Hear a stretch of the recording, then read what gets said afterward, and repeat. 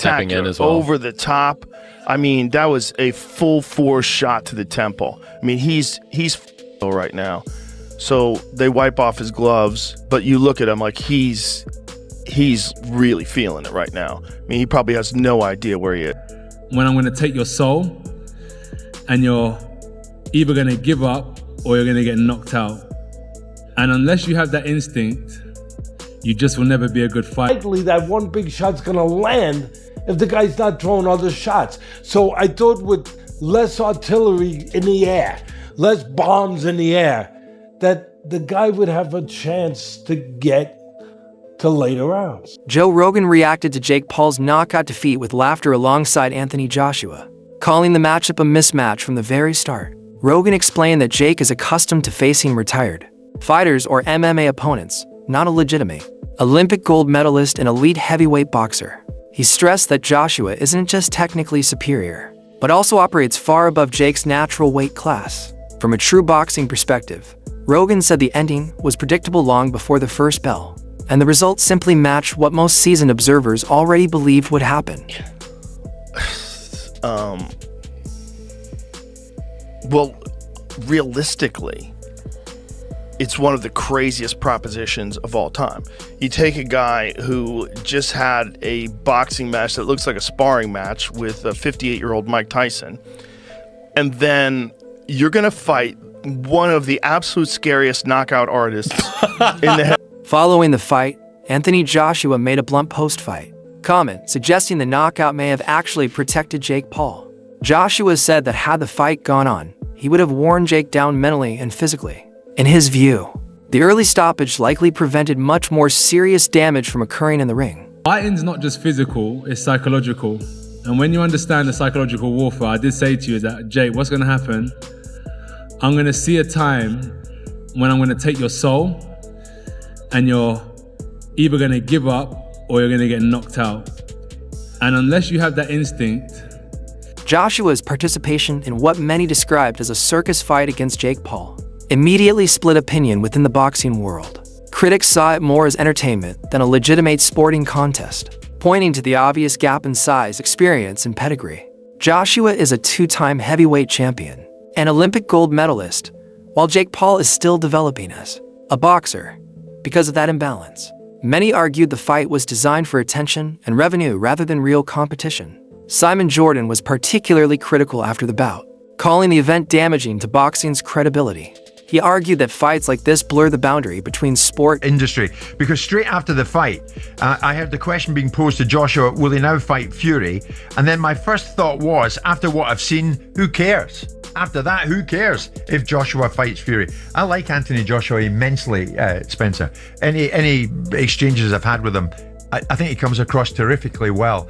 But I fail to see where it's taken us, where it's taken him, other than hugely increasing his bank balance. You know, I really fail to see what this has done. Well, it's done nothing, but he was going to fight in November, like I said, and he's just gone in there against Jake Paul. What has it done for his legacy? Absolutely zero.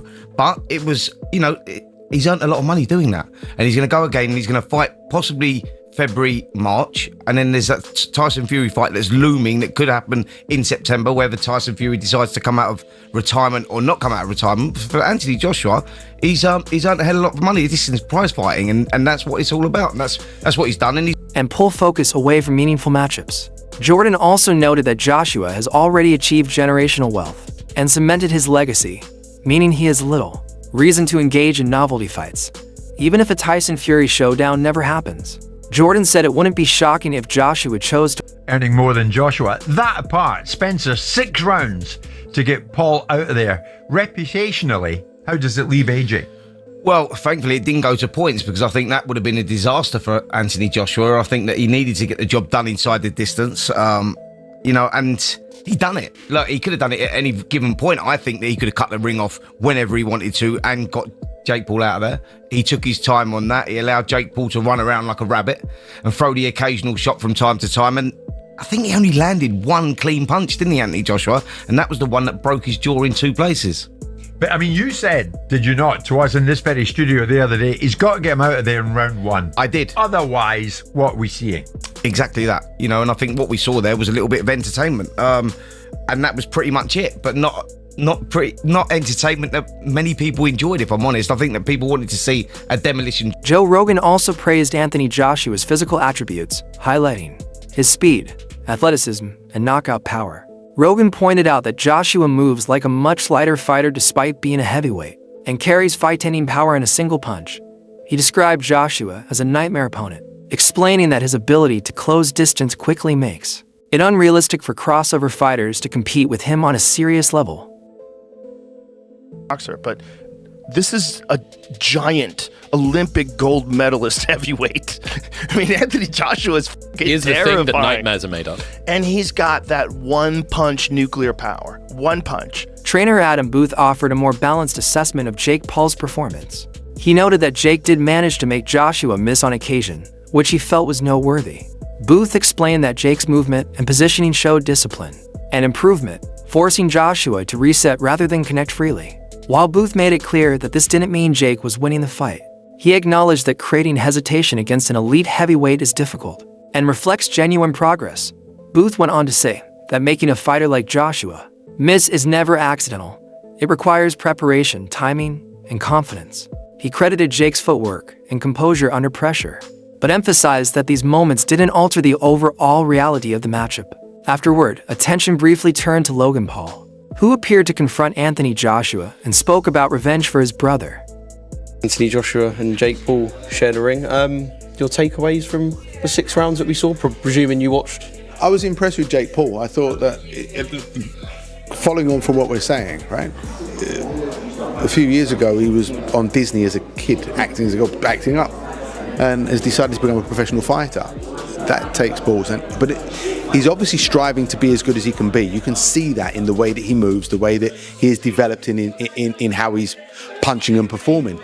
But to make a 2-time world heavyweight champion that's still live, AJ's still got something about him, to make him miss in such an accomplished manner. All right, so at times he was jumping out and running around, but there were times when he was well in range and still making AJ unable to land a clean, solid shot. He deserves a lot of respect for that. And then the shot that actually finished the fight, that broke his jaw quite badly, didn't put him out.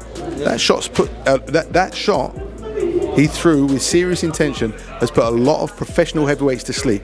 He didn't go to sleep. He actually finished on his knees, didn't he? Laughing and spitting blood out of his mouth. So, like they say, it's a special type of crazy and a special type of brave to do it. But I actually, hats off to him, because he showed that he's developing some accomplished little skills in there to look after himself. The size difference is always going to fatigue him. I know everyone will come with the idea that, AJ should just go in there one round and smash him to bits, and that should be it. It was a big ring, right? Perhaps he could have cut the ring off a bit better, but would I be right in saying that regardless of skill level, if you forget about that with the 2 for a second, if someone is on the back foot and on their bike and doing what Jake was doing, it's difficult no matter who you are, no matter the kind of separation in skill level. It's a big ring, and you've either got to run at him and look like a novice yourself, or just take your time and understand. Logan reportedly showed interest in fighting Joshua himself, but analysts quickly dismissed the idea as even more mismatched than Jake's fight. They pointed out that Jake trains full-time with professional boxing coaches, while Logan lacks the same level of dedication and technical development. Further discussion reinforced the belief that a Logan Paul versus Anthony Joshua fight would go beyond spectacle into outright farce. Analysts agreed that while Jake, despite the loss, demonstrated a basic level of legitimacy as a professional boxer, Logan is far less polished and far less serious. The overall consensus was that such a matchup would offer no real competitiveness and would only add to concerns about the direction modern boxing is taking.